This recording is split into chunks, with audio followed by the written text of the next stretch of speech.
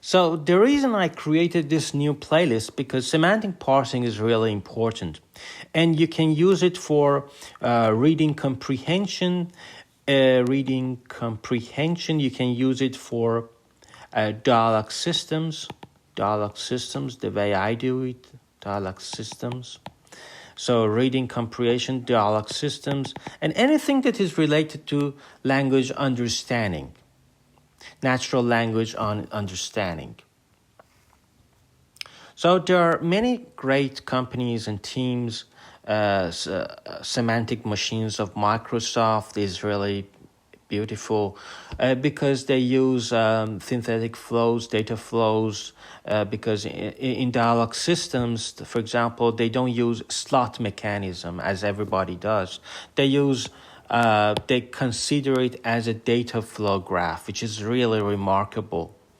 The other team is Meta AI from Facebook, the great team of Stanford, NLP, Stephen Manning, and Christopher Manning, and Allen Institute also. They are all working on semantic parsing day and night. And he's a great researcher. So he is a great researcher and amazing scholars. So I want to explain learning executable semantic parsing for natural language understanding. So for building question answering systems and natural language interfaces, semantic parsing has emerged as an important and powerful paradigm. So semantic parsing is a rich fusion of logical and statistical. So statistical world, when I say, so it's very data driven. They always see data. It's data hungry, always needs data. The logical forms goes back to very old days of artificial intelligence. Everything is rule-based. So if you combine them, you can create powerful artificial intelligence, which is also data-driven, and also it has some structure. Because if you don't put some structure, it becomes, your decoder becomes messy, because you have encoder, decoder structure, and your decoder, you typically use advanced beam search algorithm. Even your advanced beam search algorithm doesn't work because you are not putting a strong structure on that.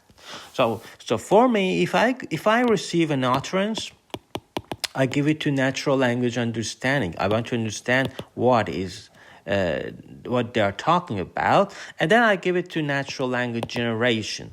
So here I understood that. Here I've interpreted. So this is the interpretable AI section. It's explainable AI. So after we have done understanding, now we're ready to do natural language generation. So our beam search becomes easier to track. Everything is tractable, and so on. So we understand the utterances like this. We have what is the largest prime less than 10, and we have some distance supervision. We say just 7. We don't guide the how to answer this. So you can consider it as a tree of program. It's a beautiful understanding of language. So we can think of the logical form as a program that is executed to yield the desired behavior. And we can use weak supervision because it's cheap, because we don't have money to pay to crowdsourcers. And there are challenges in semantic parsing, linguistic. How should we represent the semantics of natural language? The statistical, it says, how can we learn semantic parsers from weak supervision and generalize well to new examples? And the computational, how do we efficiently search over the combinatorially large space of possible logical forms? So the grammar needs utterance in context only. So given an utterance X in the context C, we output the desired action Y. And this is the framework. So we have a grammar which needs your context. It needs your utterance. For example, utterance is what is the largest prime. And the derivations, the product rules, the derivations, we call it D. they are generated. And using the parameters, we can understand the latent logical forms, and then finally we execute it and we get the answer. So here it's like understanding and then executing. So the executor computes the notation and the grammar, a set of rules that produces your derivations based on your utterance and context. And the model specifies a distribution. So typically we always use those sequence-to-sequence models I will explain. And so there are three important types of executor. You can pick just one. So this one is easier because it's a simplified version of Lambda calculus. And so this is very traditional first-order logic.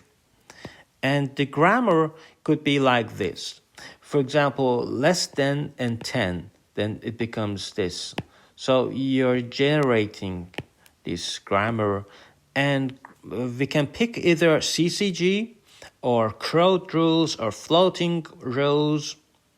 And your model, this is the standard way to see what is the probability of a given derivation among many derivations when you have your utterance in the context. So it reminds me the bi-affine connection of Professor Christopher Manning. You can implement it in that way as well. So what is the learner? The learner is also standard. When you have your observe action yi, then you can get the log likelihood and the gradient descent and so on. And so there are great data sets if you want to work on semantic parsing.